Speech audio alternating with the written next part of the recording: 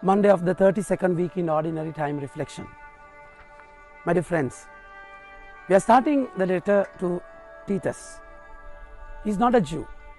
He is appointed by St. Paul to preach and appointed leaders in that particular zone. And that it's in that leadership, St. Paul is requesting the leaders to be of some standards.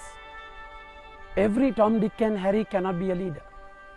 If that leader has to be a leader, that leadership should be exemplary.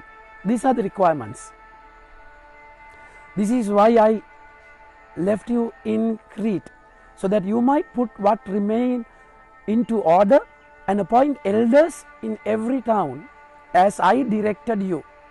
If anyone is above reproach, the husband of one wife, and his children are believers and not open to the charge of lechery and insubordination. For a bishop, as God's steward, must be above reproach. He must not be arrogant or quick-tempered or drunkard or violent or greedy for gain, but hospitable, a lover of good self-control, lover of good and self-control, upright, holy and disciplined. Now there are requirements for you to be a leader. In baptism you are called to be a leader, and it's not a part-time job. You have to be a leader all the time. Anywhere you stand, that credibility should be there. So that's exactly why there can be temptations, because once you are a leader, you are being looked up to and you have become an example. So that exemplary life is important. A lot of people will look at you, they will imitate you. That's the danger when you misbehave. They will also think that it is right. Leader is a shepherd who goes in front, not who goes from the back and direct them. No, they will look at you. Shepherding role is different from all the other roles.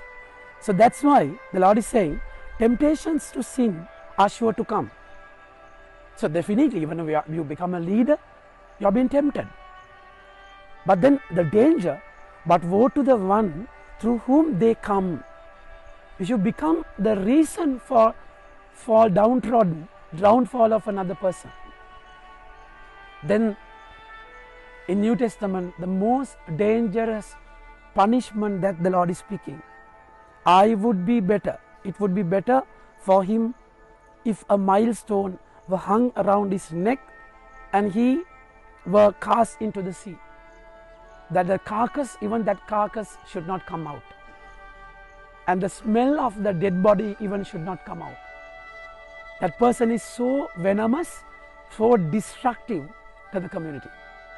So that's exactly why St. Paul is saying, if you become a leader, you have to be so. So that's exactly how you have to be. You have to examine yourself. And the Lord is saying, pay attention to yourself. If your brother sins, rebuke him. You have to correct him. You have to remove the speck of the eye. You cannot do that while you have a log in your own eye. It's your duty that you should correct your brother. That's your duty. If your brother sins, rebuke him. It's all out of love. You have to do it out of love. And if he sins against you 7 times in the day and turns to you 7 times saying, I repent, you must forgive him. For that, you have to have enormous strength, a forgiving heart. Do you remember the parable where 2,000 talents were forgiven? And once you find a person who is just indebted to you 200, you are ought to forgive him. There is no other way. God has forgiven you and looked with compassion, and you have to forgive your brother. We are here not to judge, but to save, my dear friends. That's exactly what the requirement is. And the apostles said to the Lord, now if the requirements are so, It is so difficult. It is so difficult. So that's exactly why the Lord, the apostles say, increase our faith. With faith only you can do this. And they come to the right person. When you are in the struggle, never go to the phone. Rather go to the throne. He is there. Only He can help you. Unless the branch is connected to the vine, you will never bear fruit. You have to be able to be connected. That's exactly why they say, Lord, increase our faith. For them to ask to increase, because, my dear friends, they know, they realize that they lack something. Without realization of that you lack and you need more, you will never ask. So that humility is a blessing. With your pride, you will never ask. You will always judge. That's exactly how the Lord is answering now. And the Lord said, if you had faith like a grain of a mustard seed. One thing when it comes to a mustard seed, the size of it, it's very tiny, small. Among all the other seeds, that's one of the smallest. So the Lord is saying, if you have a little bit of faith, and also mustard seed has another character. It is alive. And it has a promising tree inside of the seed. So it has, with time it will grow. At the same time, your faith should grow. It should be alive. There is a huge tree waiting inside of that little mustard seed. So you cannot stagnate in your faith. The faith should grow, definitely. And then if you have a growing faith, most of the time we don't go through incidents, we grow through incidents. So if you are growing faith in you, you can command. If you could say to this mulberry tree, why mulberry? It's one of the trees where the roots are so spreaded, where it is impossible, practically impossible to uproot it. So that's exactly why the Lord is taking particularly mulberry tree, because it cannot be uprooted. So in that same way, if you with your faith, the characters where you cannot uproot, there are qualities where you cannot do away,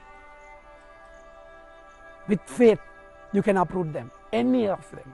So you cannot just justify yourself saying, I am so and this is my nature, this is my way. No. With faith you can change it. Just think about the mass. That's transubstantiation. Substance change and essence remain the same. You look at the host, it's just the same, color, size, just the same.